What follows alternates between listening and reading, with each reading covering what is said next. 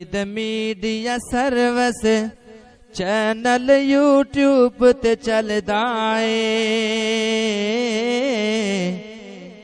यज़दानी शहीद media service channel YouTube ते चलदा ए।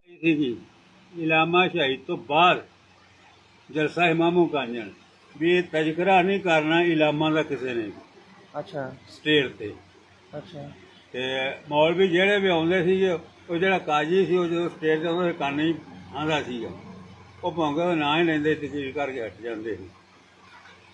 ਇੱਕ ਵਾਰੀ ਅਬਦੁਲ ਫਜ਼ਲ ਨੇ ਤਕਰੀਰ ਕੀਤੀ ਸੀ ਉਹ ਅੱਡਾ ਮਾਰ ਕੇ ਤੇ ਚਲਾ ਗਿਆ ਜਦੋਂ ਉਹਦੇ ਕੰਨ ਹੀ ਫੂਕ ਮਾਰਿਆ ਮੈਨੂੰ ਤਕਰੀਰ ਕਰਨ ਦੀ ਕੋਈ ਜ਼ਰੂਰਤ ਹੀ ਨਹੀਂ।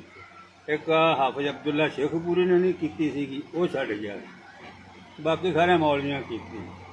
ਤੇ ਤੀਸਰੇ ਦਿਨ ਇਹ ਆਇਆ ਕੀ ਨਾਂ ਲਿਆ ਇਹ ਅਬਦੁਲ ਇੰਤਜ਼ਾਨੀ ਝੰਗ ਵਾਲੇ ਇਹਦੇ ਕੰਨ ਜਦੋਂ ਉਹਨੇ ਫੂਕ ਮਾਰੀ ਨਾ ਤੇ ਇਹ ਸਗਰ ਉਹਦੇ ਵੀ ਉੱਚੀ ਆਵਾਜ਼ ਮਾਰ ਕੇ ਕਹਿੰਦਾ 3 ਦਿਨ ਕਾਨਫਰੰਸ ਸੁਣਨ ਨੂੰ ਮੇਰੇ ਰੂਹਾਨੀ ਬਾਪ ਦਾ ਕਿਸੇ ਨੇ ਨਾਂ ਲਿਆ ਉਹਦਾ ਤਜ਼ਕਰਾ ਕੀਤਾ ਅੱਗੋਂ ਸਾਰਿਆਂ ਦੇ ਕੋਈ ਨਹੀਂ ਆਂਦਾ ਉਹਦਾ ਰੂਹਾਨੀ ਬੇਟਾ ਆ ਗਿਆ ਇਨਸ਼ਾਅੱਲਾ ਤਾਲਾ ਹੁਣ ਹੋਵੇਗਾ।